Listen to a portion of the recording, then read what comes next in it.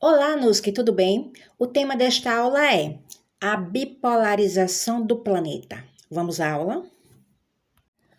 Com o final da Segunda Guerra Mundial, no ano de 1945, os Estados Unidos assumiram a liderança do mundo capitalista e a União Soviética a do mundo socialista. Desde o fim do conflito, as duas superpotências entabularam diversas negociações. Um dos primeiros problemas enfrentados por elas foi a divisão da derrotada Alemanha de sua capital Berlim, pois todas as potências desejavam uma parte do país. As forças de ocupação dividiram a Alemanha em 4 partes e sua capital em 4 áreas de influência. Entre 1945 e 1949, essa foi a configuração do território alemão. Berlim situava-se inteiramente dentro do território alemão controlado pelos soviéticos. E para transformar a cidade em foco de disseminação do sistema capitalista, os estadunidenses lançaram mão de um amplo programa de reformas de ajuda econômica. Com isso, em represália, Stalin, então líder da União Soviética, decretou em 1948 o bloqueio da cidade, tentando asfixiar a economia de sua parte ocidental, que era controlada pelos Estados Unidos, França e Inglaterra. Daí, em contrapartida, os Estados Unidos lançaram a chamada Ponte Aérea da Amizade, que permitiu, via transporte aéreo, levar todos os recursos necessários a Berlim Ocidental. E era briga para lá e briga para cá. Já os soviéticos ameaçavam derrubar os aviões que cruzavam o espaço aéreo socialista. Por fim, após meses de tensão, os acordos entre as duas superpotências levaram à divisão definitiva do território alemão. Surgiu assim a República Democrática Alemã, que era socialista, e a sua capital era Berlim, e a República Federal da Alemanha, que era capitalista, e a sua capital era Bonn.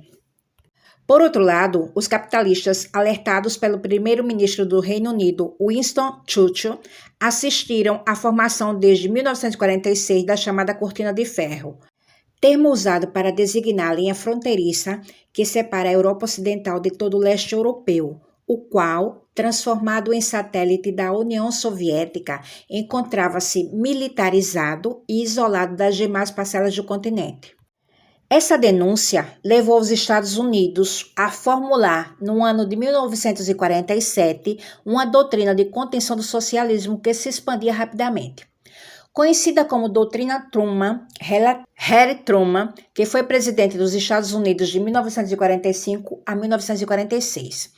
Era um conjunto de práticas políticas, econômicas e militares voltadas para evitar a expansão do socialismo e fortalecer o capitalismo. Um dos pontos mais fortes dessa doutrina foi o Plano Marshall, elaborado também em 1947 por George Marshall, general e secretário dos Estados Unidos. O plano visava, por meio de um vasto programa de investimentos e empréstimos, a reerguer a economia europeia e, ao mesmo tempo, fortalecer a economia estadunidense. E qual o significado disso?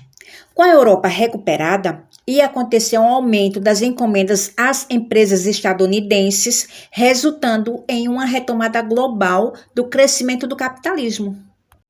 De fato, 70% dos investimentos feitos na base do Plano Marshall retornaram imediatamente para os Estados Unidos, sob a forma de consumo de seus produtos, sobretudo de bens de capital.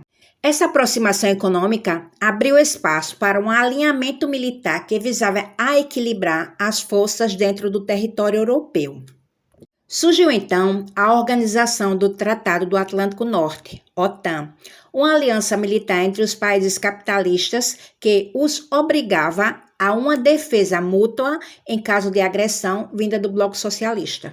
A União Soviética, por sua vez, também iniciava uma escalada rumo à consolidação de sua liderança no bloco socialista. Realizou seus primeiros testes nucleares em 1949, dando início à corrida armamentista, disputa acirrada com os Estados Unidos pela supremacia bélica, que iria se estender por uma grande parte num período conhecido como Guerra Fria. Em 1955, os soviéticos criaram o Pacto de Varsóvia, aliança militar que formalizou seu domínio no leste europeu e ampliou a bipolarização do planeta.